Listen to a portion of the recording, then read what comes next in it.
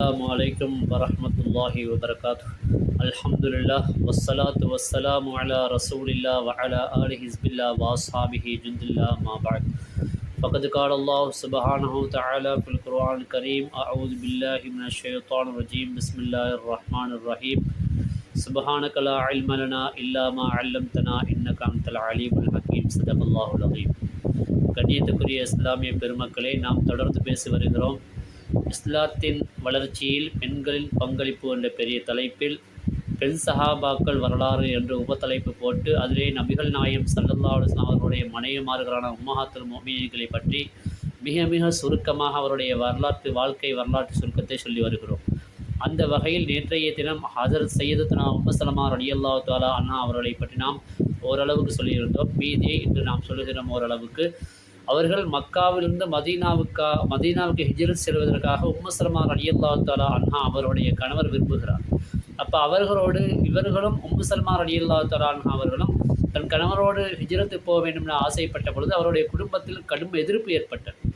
இதனால் உம்மு ஸலமா ரலியல்லாஹு தஆலா அன்ஹா அவருடைய கணவர் தன்னுடைய குழந்தையை உம்மு ஸலமா ரலியல்லாஹு தஆலா அவர்களுடைய வீட்டிலேயே விட்டுவிட்டு தனியாக ஹிஜ்ரத்துக்கு போய்விடுகிறார்கள்.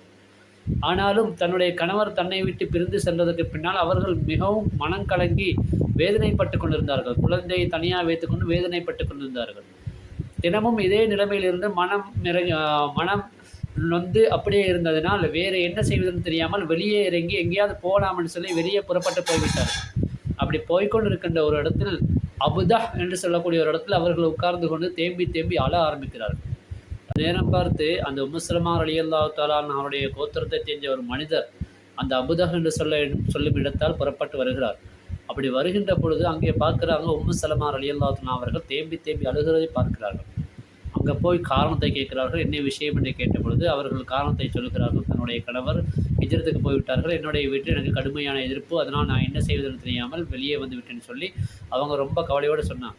அப்போ அவர் நேராக திரும்பி போய் உம்மு ஸலமா ரலியல்லாஹு தஆலா அவருடைய வீட்டுக்கு போய் அதிகார தோரணையில் அவர்கள் சத்தம் போட்டு சொல்கிறார்கள், நீங்கள் ஏன் அந்த பிள்ளையை அப்படி விட்டு வச்சிருக்கீங்க, இந்த பிள்ளையை இப்படி விட்டு வச்சுருக்கீங்க, அந்த ஏழை பிள்ளையை வந்து அந்த உமாவோடு சேர்த்து அதனுடைய தகப்பனோடு போய் சேர்றதுக்கு ஏன் நீங்கள் விடவில்லை என்று சொல்லி அதிகார தோரணையில் கேட்ட பொழுது அவர்கள் சொல்வதை கேட்டு அந்த மனிதர் சொல்வதை கேட்டு உம்மு ஸலமா ரலியல்லாஹு தஆலா அவருடைய குடும்பத்தார்கள் அவர்களும் ஹிஜ்ரத்து போவதற்கு என்ன செய்கிறார்கள், அனுமதி கொடுக்கிறார்கள், ஏற்றுக்கொள்கிறார்கள். இதனால் உம்மு ஸலமா ரலியல்லாஹு தஆலா அவர்கள் என்ன செய்கிறார்கள், அந்த குழந்தையை கையில் ஏந்தி கொண்டு அப்படியே ஒரு ஒட்டகத்தின் மீது ஏறி புறப்பட்டு போகிறார்கள். இப்படி தனியாக அவர்கள் போகின்ற நேரத்தில் வழியிலே கஅபத்துல்லாஹ்வுடைய சாவியை வைத்திருக்கக்கூடிய ஹஜ்ரத் சையதுனா தல்ஹா உஸ்மான் இப்னு தல்ஹா ரலியல்லாஹு தஆலா அவர்கள் சந்திக்கிறார்கள். தன்ஈம் என்று சொல்லக்கூடிய இடத்தில் சையதுனா உஸ்மான் இப்னு தல்ஹா ரலியல்லாஹு தஆலா அவர்கள் இந்த உம்மு ஸலமா ரலியல்லாஹு தஆலா அவர்களை சந்திக்கிறார்கள் நடுவில் தன்ஈம் என்று சொல்லக்கூடிய இடத்தில். அப்போ எங்கே போகிறீங்கன்னு கேட்ட பொழுது அவங்க சொன்னாங்க, நான் மதீனாவுக்கு போய்கொண்டிருக்கிறேன் என்று சொன்ன பொழுது, யாருமே இல்லாமல் தனியாக போய்கொண்டிருக்கிறீங்களேன்னு கேட்ட பொழுது அவங்க சொன்னாங்க, ஆண்டவன் தான் எனக்கு துணை அப்படின்னு சொல்லி அவங்க போக ஆரம்பித்தாங்க. அப்போ உஸ்மான் இப்னு தல்ஹா ரலியல்லாஹு தஆலா அவர்கள் சொல்கிறார்கள், நானும் கூடவே வருகிறேன்னு சொல்லி அந்த ஒட்டகத்தை பிடித்துக்கொண்டு அவர்களும் செல்கிறார்கள். வழியிலே பல கஷ்டங்களை அனுபவித்தார்கள். அப்படி போகின்ற நேரத்தில் இரவு நேரமானது எங்கேயாவது தங்க வேண்டிய நேரம் ஏற்பட்டால் என்ன செய்வார்கள், உஸ்மான் இப்னு தல்ஹா ரலியல்லாஹு அவர்கள் ஒட்டகத்தை அப்படியே கீழே அமர்த்தி விட்டு அவர்கள் ஒரு மரத்தின் பக்கமாக ஒதுக்குப்புறமாக போய் தங்கிக் கொள்வார்கள். உம்மு ஸலமா ரலியல்லாஹு அவர்கள் இன்னொரு போய் தங்கிக் கொள்கிறார்கள். இப்படித்தான் அவர்கள் மதீனாவுக்கு சென்று கொண்டிருந்தார்கள். இந்த காலத்தில் அவசரமாக போகக்கூடிய வாகன வசதிகள் எல்லாம் அப்போது இல்லை. அப்போ அப்படித்தான் அவர்கள் மதீனாவுக்கு போய்கொண்டிருந்தாங்க.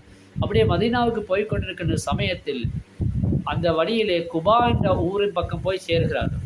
இந்த குபா என்ற ஊருடைய எல்லை பக்கம் போய் சேர்ந்தவுடனே உஸ்மான் இப்னு தல்ஹா ரலியல்லாஹு அவர்கள் சொல்கிறார்கள், இங்கிருந்து நீங்கள் போய்கொள்ளலாம், நான் திரும்பி போகிறேன், உங்களுடைய கணவர் இங்கு தான் இருப்பார்னு சொல்லிவிட்டு அவர்கள் போகிறார்கள்.